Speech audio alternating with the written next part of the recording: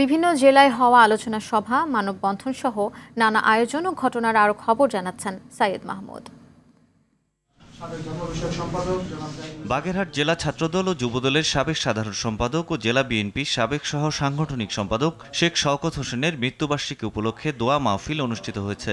এতে প্রধান অতিথি ছিলেন জেলা যুবদলের সাবেক সাধারণ সম্পাদক সুজাউদ্দিন মোল্লা সুজন। শ্রমজীবী মানুষের অধিকার প্রতিষ্ঠায় ইসলামী শ্রমনীতির বাস্তবায়ন অনিবার্য এই স্লোগানে বরিশালে বাংলাদেশ শ্রমিক কল্যাণ ফেডারেশনের দ্বিবার্ষিক সম্মেলন অনুষ্ঠিত হয়েছে। দিনাজপুরেও সম্মেলন আয়োজন করে সংগঠনটি।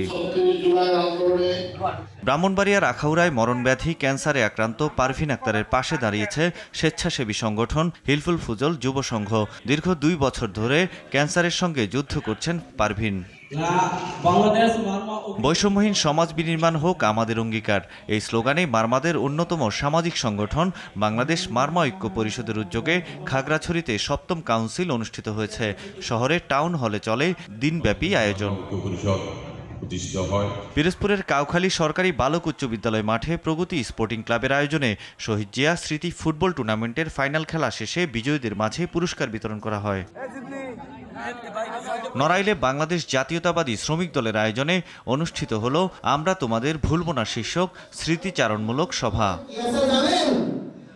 ময়মনসিংহ জেলা প্রশাসকের সম্মেলন কক্ষে জাতীয় গণমাধ্যম ইনস্টিটিউটের আয়োজনে জীবন তথ্য বিষয়ক 2 দিনব্যাপী কর্মশালা অনুষ্ঠিত হয়েছে। এতে অন্যান্যদের মধ্যে বক্তব্য দেন তথ্য ও সম্প্রচার মন্ত্রণালয়ের অতিরিক্ত সচিব ডক্টর মোহাম্মদ আলতাফুল আলম। লেখাপড়ার মান উন্নয়ন সহ প্রতিষ্ঠানের উন্নয়নের লক্ষ্যে রংপুর কিন্ডারগার্টেন অ্যাসোসিয়েশনের আয়োজনে বৃত্তি পরীক্ষা 2024 অনুষ্ঠিত হয়েছে। লালমনিরহাট সদর উপজেলার 6টি শিক্ষা প্রতিষ্ঠানের শিক্ষার্থীরা এতে অংশ নেয়। কিশোরগঞ্জে উৎসবমুখর পরিবেশে শুরু হয়েছে মেধাবৃত্তি পরীক্ষা। সদর উপজেলার 14টি প্রতিষ্ঠানের 578 জন পরীক্ষার্থী এতে অংশ নেয়।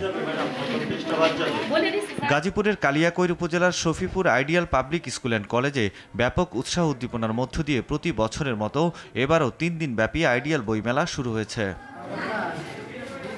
পাবনার ঈশ্বরদীতে জামায়াতের পক্ষ থেকে অসহায় ছিন্নমূল সুবিধা বঞ্চিতদের মাঝে কম্বল বিতরণ করা হয়। সাইয়েদ মাহমুদ, RTV।